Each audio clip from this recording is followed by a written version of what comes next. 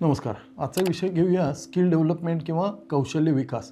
आता सुरुवात आपण बेसिक्सपासून करू. शिक्षण वर्सेस कौशल्य. तर शिक्षण म्हणजे काय, की अभ्यासक्रमानुसार साचेबद्ध प्रमाणे अभ्यास केलेला अभ्यास म्हणजेच शिक्षण, की आपण मेडिकल समजूया, इंजिनिअरिंग समजूया, डिजिटल मार्केटिंग, AI वेगवेगळे विषय सिलेबसप्रमाणे आपण करतो. तर कौशल्य म्हणजे काय, स्किल म्हणजे काय, की ज्याच्या वाचून आपलं अडतं. 1-2-3 उदाहरणं सांगतो.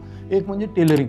आता टेलरिंग किंवा शिवणकाम. आता हे जर स्किल मनुष्य प्राण्याकडे जर नसतं तर आपण आदिमानवासारखेच फिरलो असतो, म्हणजे केळीची पानं आणि झाडाच्या साली. आता दुसरं स्किल आपण बघूया की ड्रायव्हिंग. आता ड्रायव्हिंगचं स्किल जर नसतं आपल्याला किंवा बाकी लोकांना, तर आपण एका ठिकाणाहून दुसऱ्या ठिकाणी पोचूच शकत नाही, म्हणजे प्रगती होणार नाही. आता तिसरं स्किल तुम्ही बघा की कुकिंग. आता कुकिंगचं जर स्किल, आईला जर आपल्या कुकिंगचं स्किल नसतं तर आपण लहानाचे मोठेच झालो नसतो. आता ही झाली स्किल्स.